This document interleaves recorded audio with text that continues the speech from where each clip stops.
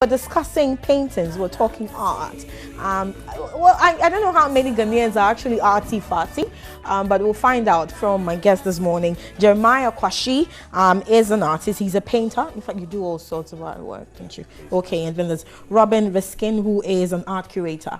Okay, you're both welcome. So as an art curator, it means what you put together the exhibitions, the art events. Yes, the curator works with artists. Okay. So for an artist, their material can be any object or substance. But for a curator, our material is the artist. So we put together the exhibition, we research it, we write the text, we contextualize it, we find a way to situate it to the public and to history. So obviously you are an artist yourself, because you must understand the artist's work before you can put together his work in the exhibit. Yeah, I do try to approach curating as a kind of artistic practice. Yeah, it must be. It must be. How did you two meet? Well, basically... Is it just work, or is there anything more to this relationship? Well, basically, the art community is very small, and especially if you are involved in KNUST for that matter, you know almost everybody. So that's the lines on which we met. But you're studying in KNUST? Yes. Okay.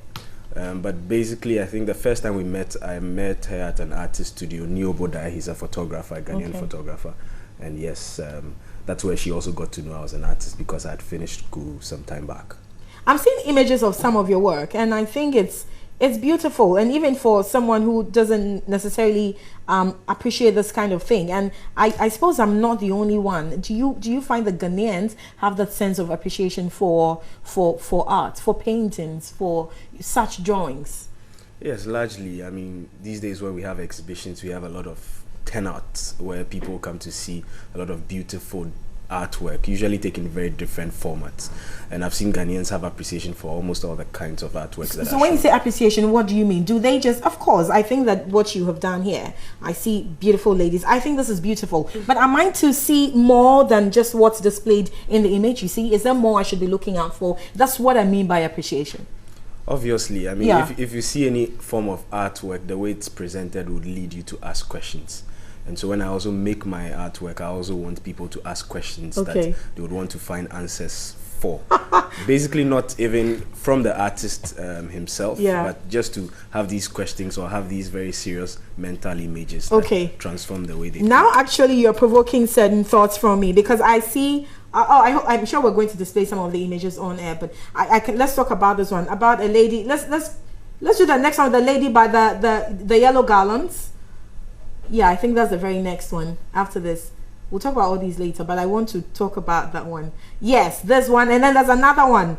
A beauty queen, actually, she has a sash, and then she's leaning against some garlands. And then this series is supposed to be yellow is the color of water series. Yeah. So now I understand it. This is yellow is. Tell me why you picked that theme. Well, I mean, for some time living in Accra, I used to see a lot of pig feet barrels that I used to store water. Yeah. But with the upsurge of, I think, the whole check business, there was a lot of vegetable oil being imported into the country. Right. Those receptacles had to find their way out, so they became water receptacles. Yeah. And if I go into various communities, I see a lot of these garlands, I mean, right in my face, and I'm like, okay, that's very interesting. These are objects that we probably do not respect, but they have so many interesting complexities that for me I decided to start paying attention because they store water, and water is life. Yes. But yellow is not the color of water. Well, it's funny, we had that response at one place, and they said, no, the color of water is not yellow. If water had to have a color, what would it be? It has to be blue. Close to blue, isn't it? Yes, that's what they also said. But this is a statement that you make that even, I mean, stays on your mind. It's something that provokes a lot of thought, and that's what the artwork is supposed to do. It does. All right, so tell us about this. There's an exhibition. Yes. Robin, tell us about it. The exhibition opens Friday at Gallery 1957. Is it just Jeremiah's work? It's a solo exhibition, yes. It's at the Kempinski Hotel. They've started a new Gallery 1957 for contemporary arts. But then it's taking place at different locations too. It's not only in the gallery space, but there are site-specific projects at Tema Station and the airport, Kotoka International Airport. So we've been going around having negotiations with all these different institutions during the exhibition production process, so that the public, the state, and society all become a part of the work. Fantastic. So, Jeremiah, what kind of a painter are you? I know they're realists, they're those who do impressionist work. Pardon my seemingly ignorant arts questions, but what kind of a painter are you? You rather seem quite informed. Oh, well, thank you. Yeah, well, for me, I'm not able to put myself in a box because I'm painting almost on anything and everything. For instance, for the site-specific installations that are going to be in Tema Station, those are different objects painted. So if I'm painting on a different object, that is also going to take a different format. So it doesn't necessarily put me in a box. What happens with maybe the work that people will say looks so realistic, so much like a photograph, is because of the process that goes into it and not because it is what I want to achieve in the end. I see. So I'm very meticulous with the way I do my work, and so that also shows in the way the final work looks. I've heard people say you can never get in the mind of an artist because, you know, his way of thinking is usually very different from everyone else's way of thinking. What would move you to start to work on a project? What would inspire you? So I'm very interested in, obviously, yellow gallons in this case. Yes, so in anything that has to do with our daily lives, usually ignored, but actually is very strong. So it's a strong symbol, yet ignored. So in this case, yes, the gallons will be a very strong symbol that you cannot ignore, but we ignore it. So it has these contradictions already. So anything for me that kind of baffles me and has all these very interesting contradictions that people do not necessarily associate with or detach themselves from, or people say is good or bad, I'm drawn to these things. A typical example would be, say, the asanka.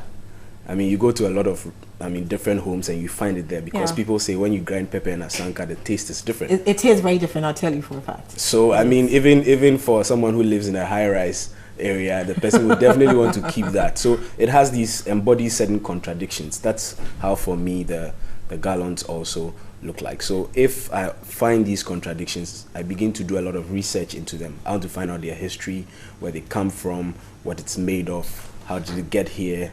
All those things inform the way I present my artwork. Okay, so Robin, does this pay? Is this a profitable venture?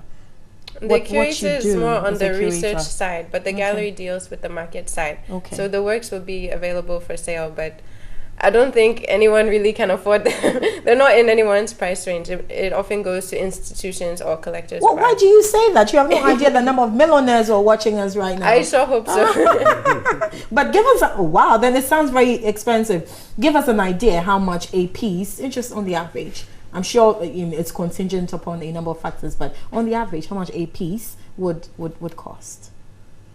I'm not. You are not in. Okay, you Jeremiah. Basically, the gallery decides that, so it will be of interest for people to want to come to the exhibition and want to find out, because it's also not a bazaar or a fair also that has prizes on the every work or art piece has its own point of departure. So what's the most money you've gotten from the sale of a piece? Tell me now. This is where I get you. Tell me now. Then I can have an idea how expensive you are or not. It might not necessarily give you an idea, because sometimes we work on projects that are try me projects. No problem, try me. It might be a group try project. Try me, Jeremiah. Stop talking and give me the prize. The artist has the right to answer or not answer any question. Robin.